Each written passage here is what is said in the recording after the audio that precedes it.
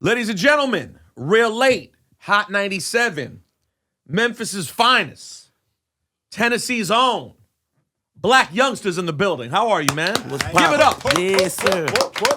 Positive man. What's good, fam? How you feeling? I'm good, man. Your album's coming, finally. Correct. Church on Sunday. Church on Sunday. Black Friday. Hey, on to my hot though. Yeah. Yeah, you know, niggas be dropping bullshit nowadays. This is the one. This is Fuego. Yeah. So how long has the bubble been going for you? Like 2 years now? Nah, I've been about what, 3.5? About 3.5 going on 4. And when did it really get going? When did like the social media thing really start? I'd say probably like two years ago, 2.5. Now, 2 years ago. Did you make any sort of distinct decision to do something differently before things started getting crazy? Like isn't what? Like strategically, did you think, I'm going to start doing this kind of video, I'm going to connect with people like this, I'm going to make music differently? Was there anything that changed that kind of, when things started to really pop, or was it just a collective build? I think me personally, I think it was just based off like it's me growing as an artist. Like in the beginning, I was making like a lot of turn, like, you know, I was chasing the hit. So I feel like in the beginning maybe, but it ain't really too much, bro. Like, you know what I mean? It just sort of happened. Yeah, like, cause it's kind of like with my situation, it happened organic. So it's like even with my album, like my album is more rap on it. So in the beginning, I thought strategic, like let me do like number like crunk songs or ABC, the ELG type song. You know what I'm saying? Like, but it wasn't just like it just happened organic though. Like the music I was making. When did you know you were gonna be an entertainer in some way? I feel like probably when I was like 4. Because, yeah, I remember you telling me that you were very, very young when you got the idea. Yeah, I was super young. But I like the thing is, like, I grew up doing music all my life, but I didn't quit this shit before. I didn't gave up. I didn't came back. I didn't retire. You retired already? I'm talking I don't retire. Like, retired, gave up, came back. It just did what this shit take you through. So when I was like 4, I already knew I was going to be a superstar. I knew I was going to be, you know, entertaining people. And did you think it would be through rap? Or did you I knew it was going to be rap. Either going to be rap or boxing. Boxing? Yeah, I know how to fight. I'm beating ass. How serious were you? I'm taking all bits. I'm gonna whoop your favorite rapper. Tell him put up. I'm taking all bits. I'm knocking his ass out. So if someone walks up to you right now, I'm gonna KO his ass. I'm gonna knock him out. Are you willing to put that stack on the line? I'm gonna knock his ass out. I'm gonna knock his ass out. Were you a big boxing fan? Yeah, I was a big boxing fan. Did you go to Tyson Lewis in Memphis? Do you remember that? Yeah, Lennox Lewis. Yeah, when Lennox and Tyson fought. I walked around with Lennox Lewis through downtown. Put my fist in the air and shit. Are you serious? I was with him, walking around. He came in my neighborhood. Hold on. That was back in 2002. I would. You were a kid. I was walking with him. Really? Literally, bro. We thugging like, what you think, Memphis? We bred different, like, you know. At 10, you had paying a bill, a phone bill or something. Better figure that shit out. But you weren't in the pyramid for the fight. Nah, I ain't go there. I ain't do that. I ain't you just remember seeing him in the street, actually walking around Memphis. Mm-hmm. What about what were things like in your home? What kind of homes did you grow up in? Was entertainment a big thing? Were people watching a lot of TV, listening to music? We really didn't watch TV much, like coming up. Like I watched Clifford the Big Red Dog. That's about it. Clifford the Big Red. Yo, Shawnee, when was the last time someone mentioned Clifford the Big Red Dog on this show? Never. I don't hear enough. We don't have enough Clifford talk, honestly. This is a first. But like the rap, like we had a church down the street on my grandma's street. It was a church down the street, so. Like, far as rapping, I used to go down there and freestyle, say my rap. I don't know why I ain't give up. Because, like, every time, like, people always tell me I'm whack, shit don't sound good. I just never gave up, bro. Like, I don't be giving a fuck what nobody be talking about. That's how I started. Who was the first rapper you loved and started singing all the time? I say Gotti. Yeah. Gotti automatic, because and I ain't saying it because I'm signed to him. Gotti, Project Pack, you know what I'm saying? Like, what's the other dude name? Terror, back in the day, Terror. Yes, am I bumping, man? Yes, you feel me, man? Yes, am I harder down south? You know, feel me, man? Yes, whoever he is, this shit was hard. So, like, so big Southern iconic records and artists were kind of hit you. Yeah, and Beyonce. Beyonce. The first thing I ever wrote to. The Can You Pay My Bills? Then my first song I ever. Oh, you wrote to Bills, Bills, Bills. Then my first song I actually recorded in the studio, like on with the tissue and tape. No bullshit. Is there a copy of that still around? Probably so. Of all the beats to hear you on, Bills, Bills, Bills, that seems like such a. Because back then they came out with the they had them on. They had the acapella track, the beat, and they had the full song. Yeah. So like on 3-on-1. So you were able to just get on the instrumental. That was the first time I ever saw Destiny's Child was when Bills came out. I was in DC. I saw them at BET for Teen Summit, and I was in the elevator with Destiny's Child. Right. And I didn't know what Beyonce's name was. At that point, no one knew what Beyonce's name was. It was just Destiny's Child was a group. Right. And I was just like, this is the most beautiful woman I've ever seen in my life. In the elevator. I really thought that in the elevator. I was like, I've never seen a woman this attractive in my entire life. By the way, I was like 18. She was 17. Something like we were kids. So y'all around the same age. Yeah. I think she's a year. You wouldn't be able to tell because I look much better. But no, we are. We're like the same. A year older, maybe. So Yo Gotti. Right. How can you describe what Yo Gotti is in Memphis? How people react to him when they see Gotti? I mean, it's simple. Like he's a role model. He's a great example of you can make it out the community. You know what I'm saying? Do something better with your life. He the GOAT, first of all. Skip that. Like, he the GOAT. You know what I'm saying? And the thing is, like, I learned a lot from bro. Like in the city, the city I already know what's up with dude. You know what I'm saying? Like, bro, he been having this shit for a while now, and I think he gonna continue to have it for going forward with it. You know what I'm saying? But the thing is, like, bro, like he give niggas hope in the hood. All the young niggas in the hood, thugging, trapping. He give you hope. You know what I'm saying? Like even with me signing a deal, he gave me hope to get my mind fixed up. Like I can go get a deal. It's that easy for me. Like I ain't like a lot of like you gonna grow up listening to like certain people in your town and you gonna take advice from what they saying versus like somebody on the outside or out of town or something. This, at least for me, this how I am. So like with Gotti, bro, teach a nigga a lot. And like all the young generation stuff, like he able to show them like you can bring one side together because he was the first person to really come from North Memphis and sign somebody from South Memphis. And how big is that divide between? It's like a big difference. Like a North Memphis nigga ain't gonna sign no South Memphis nigga too fast. It's like, no, I ain't gonna do that. We ain't putting the ops on and they get more money now. They can come over here, shut us down, anything. You know what I'm saying? Mm-hmm. So like. It started there first, bro. He actually came from North Memphis and signed 3 artists, from when he signed Zilla back then to me to Bag. We all from South Memphis. So, bro, like, he a prime example. We all can get along and get some money. It's a pretty good time for Memphis when you think about it. In terms of eras that a city has, this is a pretty epic time for successful artists out of Memphis. That's a fact. Now, what are things like throughout Tennessee? Like, do Memphis artists get love in Nashville and in all across the state? What you mean by that? Like, is the rest of the state still sort of like a home market, or is it like a completely different world altogether? Nah, it's still home. I mean, to be honest, bro, everywhere I go, they show me love. Like, especially down south. Like, down south, we got this shit on smash. CMG run it with no problem. I was gonna say it's interesting, like when you think of artists like yourself, like Moneybagg Yo, right. and like Gotti. Correct. It is interesting, like, there is still, as much as hip-hop has all become, with the internet, it doesn't matter where you're from, right? Correct. That's what people say. It doesn't matter where you're from, everyone.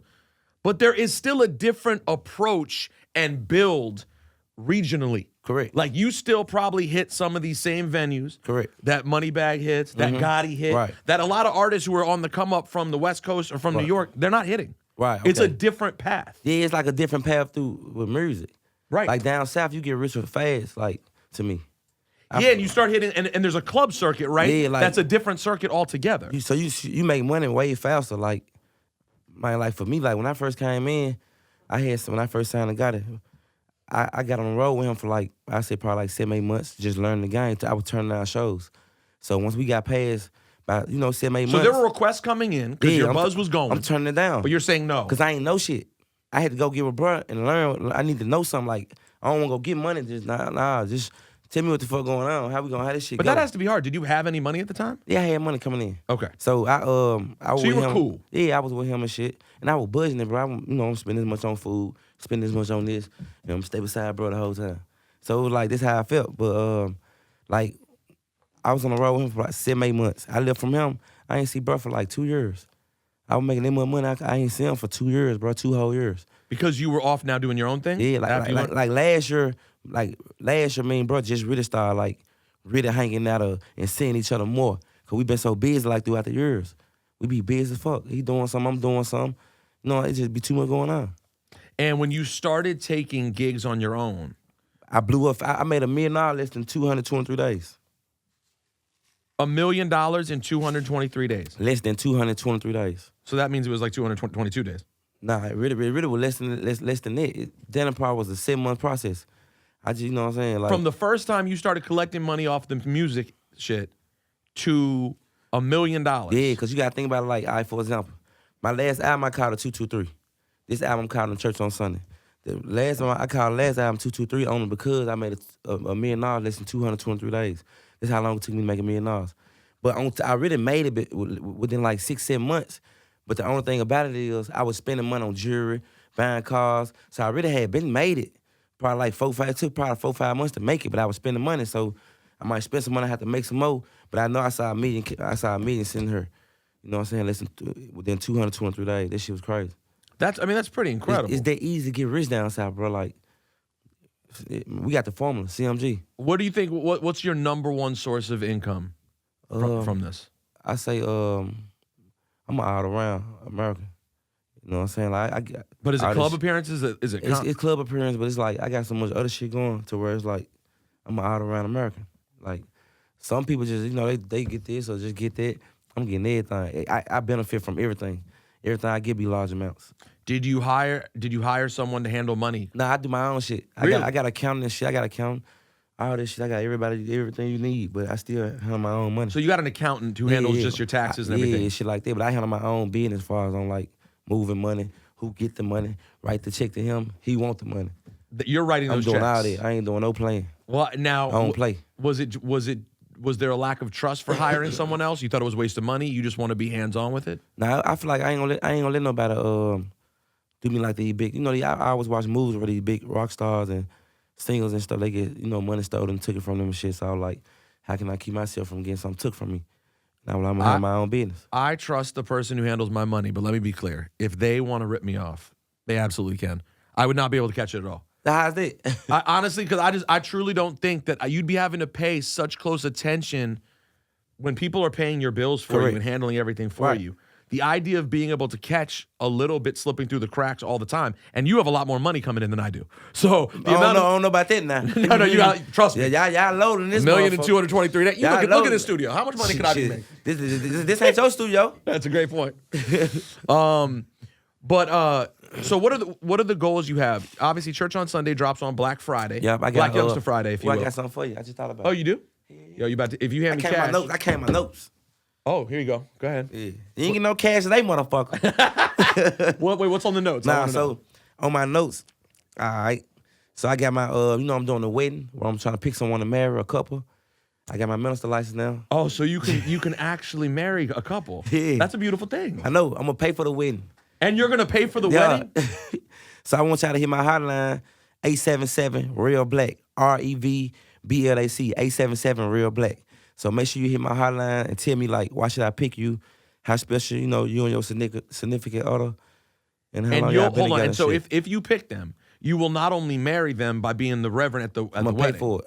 You're gonna pay for the wedding. Right. I'm looking for a couple. You can be in a race. Now, how nice a wedding are you willing to pay for? Huh? How nice a wedding are you willing to pay for? It's gonna be super nice. All right. Yeah. Because these weddings add up. It's gonna be something they can afford. So something they could have afforded. Okay, let's be clear. If they were gonna have they can't be they can't have a $10,000 budget, but then you come in and it's a $70,000 wedding. Right. It needs to be whatever their budget was. Whatever your budget was, this is what we're gonna do. But if they say, hey, the budget was $40,000. But I'm gonna pay for it. Okay. It ain't, all right. Go ahead. Show him. Nothing. Yeah, you get the wedding right there. Yeah, that's nothing. He's got your wedding in his ashtray. It's in the ashtray of the car right now. Just scoop in there. It was toll money. Hey, that's a cool promo. How'd you think of that? That's a very interesting I'm keeping 100, bro. Like, this shit's so funny. I said something about the marriage shit, and then people started hitting. I woke up the next day, they came and got me and took me to Epic and made me sign up for it. I was just really talking shit, and they made me do it. And now you're into it, though. Now I'm into it, so now I'm finna go and do it. I got my license now, for real. I'm very into this. And I also have Heavy Camp merch. I've been posting a lot of jackets on my page lately. You probably haven't seen it, but the whole world been looking and they saw it. I got my new merch. You gotta hit heavycamp.com to get a jacket. It's reversible, flip inside out. Can you show them the jacket? Oh, that's the jacket right there? Yeah. That's a beautiful item. Show them the other side. Oh, yeah, let me see the reversal. Hold on now.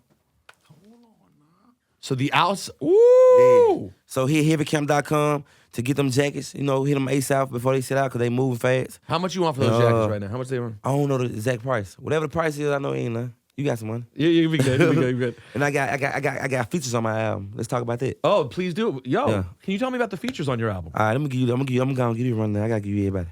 I got the baby. I got Gotti Money Bag. We on our first song together. All three of you. All three of us. Ooh, what's that called? That's a moment. It's called Goodbye. That's fire. It's called Goodbye to the bullshit. Goodbye to the haters. Goodbye to you fuckboy. Goodbye to you stupid ass bitches. Goodbye to you suckers that thought we were gonna give up on this shit and let it be. You know what I'm saying? Like it's a goodbye. That is it meaningful to have the three of you on the same record? Huh? How meaningful is that to have you guys on one record? For me, it's big. It's pretty huge. I always wanted that. Like that's something I always wanted to see happen, and it happened. So, yeah. That's really dope. Anyone else? That's it. I got Chris Brown. I got Top Dollar Sign. I got P&B Rock. I got City Girl JT in Miami. Bruh, you got a lot of people on this record. Yeah, I got Wiz Khalifa. Who else I got? I got some motherfuckers. All right, you mentioned the baby. Right. Let me ask you right now: is the baby at this moment? Is he the hottest in the game at this moment? That's a fact. Right. Yeah. Anybody don't agree to that, they hate. Yeah, I think it's been like, at least since the last project drop, that it was official, that it's officially it's his spot right now. Yeah, I agree with you on that. But like, he's having a moment. Yeah, he having a moment. Same way I had when I came in. Everybody had when they come in. So when you come in the game, it's like you get that first come in feel like that, just that hype bit. But the thing is like you gotta know that. Like when you come in, take advantage of it. And I feel like what he doing is taking advantage of it versus sitting on his ass and being lazy. No. He's getting it done. Yeah, he the hottest. He one of the hottest right now to me. So what other goals do you have in this game? You've made money so far. You've toured. You got merch.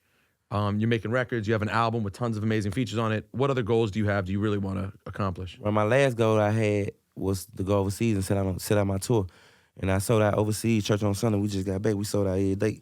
And my new goals is setting out this Memphis show on the 29th, Black Friday, album release concert. Make sure you get your tickets ASAP in my bio. Yeah, I'm promoting ho. Where's the show? My other goal is just to set out my Church on Sunday tour. It's at Minglewood Hall in Memphis. Okay. But my other goal is to set out Church on Sunday tour in the States. We start January, February. And just to be keep clear, getting money. the Church on Sunday tour is a tour. Yeah, it's a tour. This is not like Kanye's Sunday service. Nah, this is not church. This is a concert. No, this concert. Okay. Yeah.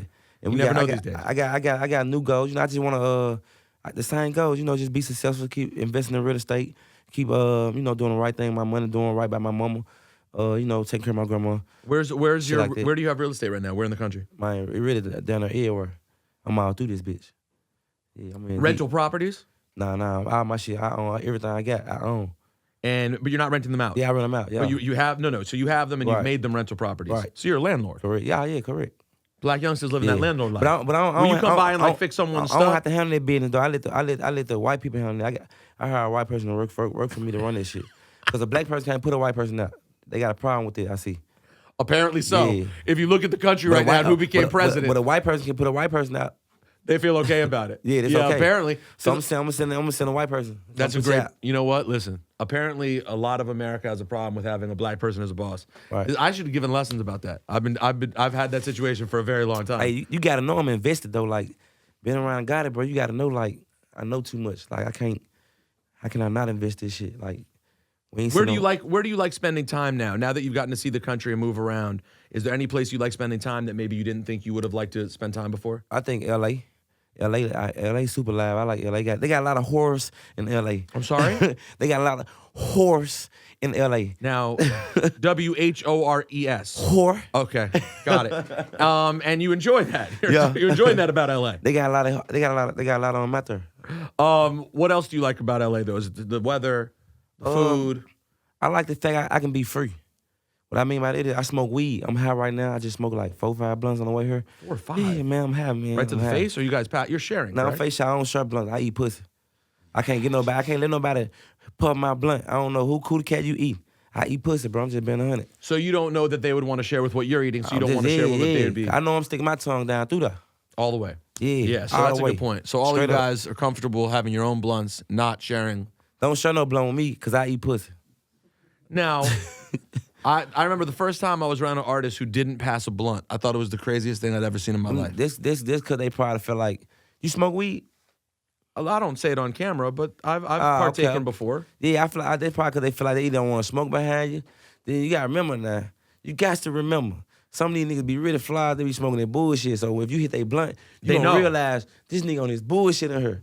So they keep it to themselves. Keep it to themselves. They don't want to pass that bullshit. So when you don't get high from it, you're like, oh, this is pencil sharpening. Man, I'm trying to tell you, bro. Niggas be ashamed of that shit. I ain't bullshit. So how are the weed rules, the weed laws in Memphis? Shit, 7 pounds illegal. That's what these youngins do. From my understanding, like we ain't got weed legal yet down there. They still getting down, with the woo woo. So you got to be mindful. You still have to be mindful. Yes, sir. You got to be on the woo woo with the woo woo. Pull down on the woo woo, get the woo woo, and don't be seen with the woo woo. They pull you out with the woo woo, jump out, and run with the woo woo. Yeah. Throw the woo woo and get away. I understand. As simple as that. Nah, so I totally get it. So LA, it's nice that you can just casually smoke weed. Yeah, this shit way better. I own the hell weed though. I know you feel laugh. Wait, you only what weed? I own the hell. Like I blow it out and it come out my nose. Like wait. Hold on. you is this a known fact that you don't inhale? You would smoke weed without inhaling it? You're aware that that's not getting you high, then? I'm high now.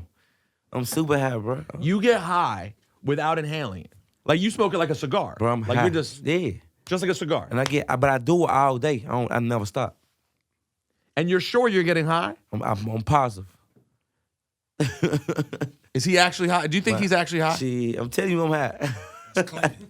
Bill Clinton smoke. Yeah, you're Bill Clinton. Yeah, I puffed it, but I didn't hit it. You're Bill Clinton. Real talk. Yo, you're Bill Clinton of...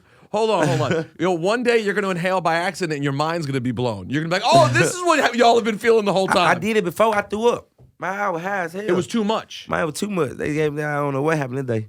Yo, I've never even tried that. Shawnee, you ever heard of that? To smoke but not inhale. To smoke weed but not inhale, but if you do it a lot, will you still get so high? Because some's got to go up. Because some's getting in. Put up on me like, no, let's come smoke one with me. We gonna burn down the blunt right now, but not inhale together. Yeah. But you're a wild boy. The effects of 3 of those was is the same as like a quarter of blunt inhaling. I was gonna say, so the reason you're wasting money though. Let's be honest, because you're smoking blunts all day without inhaling. If you just smoked one blunt and inhaled, you'd be done. Yeah, I know, but I can't. You like the aesthetic though. You like smoking. Yeah, like the smoking. The smoking part of it. Yeah, the blunt's nose. Yo. All right, his name is Blac Youngsta. Blac Youngsta, man, I'm out here. Church on Sunday, 11/29, Black Friday. And let me say something before we get out, if I can, if it's possible. So like with this album, right? This album's so special to me. Not far as like sales. I don't really care for shit like that. First week sales don't mean nothing to me. But cause I'm more successful than a lot of niggas that do #1 first week. It's all very misleading these days. Like too. Get first week, get the next, get mine. Look, get some money.